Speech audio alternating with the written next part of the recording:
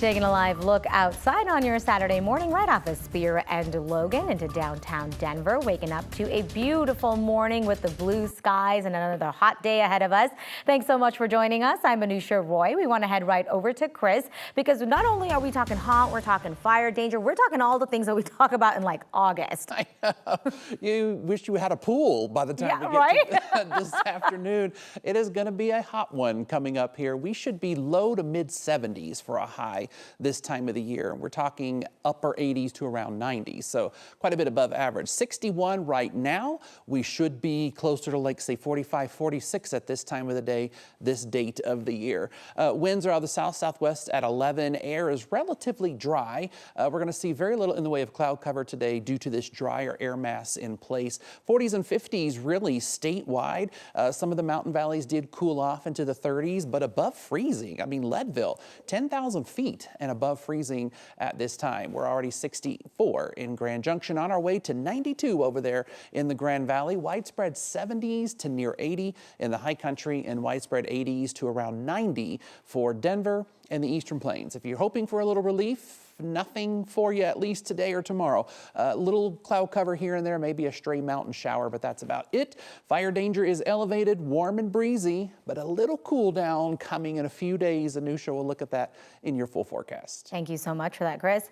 A teenager who shot 5 people in downtown Denver last year just struck a plea deal that has some of the victims upset.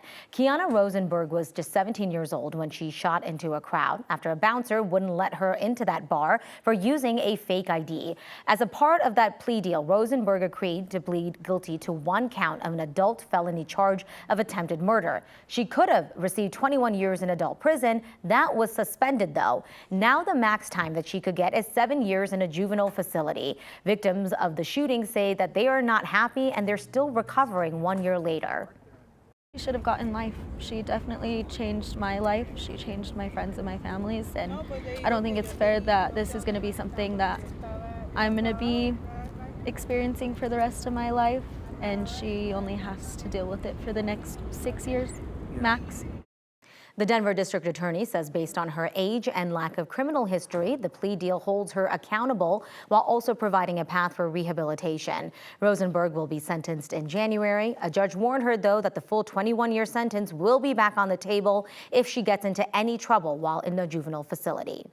Greeley police are now investigating claims of unsafe living conditions and fraud. This was after employees at the JBS meatpacking facility say the food company and third-party recruiters were abusing and mistreating them. We first told you about this Thursday night. Those workers came to the U.S. legally after seeing TikTok videos promising jobs in Greeley. Most came from Haiti.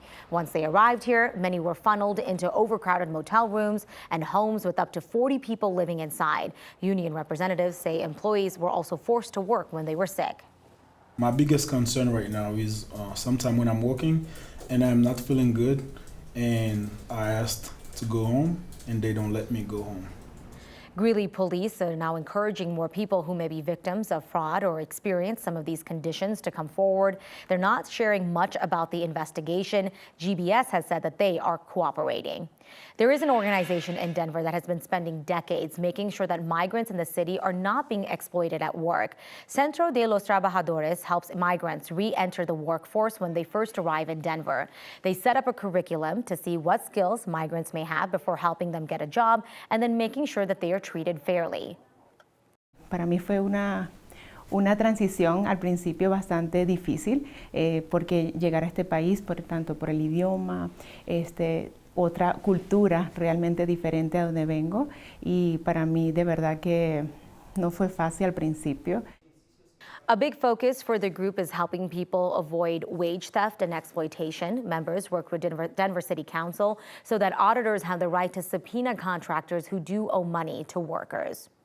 Today is National Public Lands Day, one of America's single largest days for volunteering. All national parks, including the 4 here in Colorado, will be free to visit. Last year, more than 130 national parks around the country held volunteer events. This year, Rocky Mountain National Park has volunteer projects set up. You can find the details on their Facebook page. This morning, we're also taking a look at the work being done to protect native cutthroat trout in the state.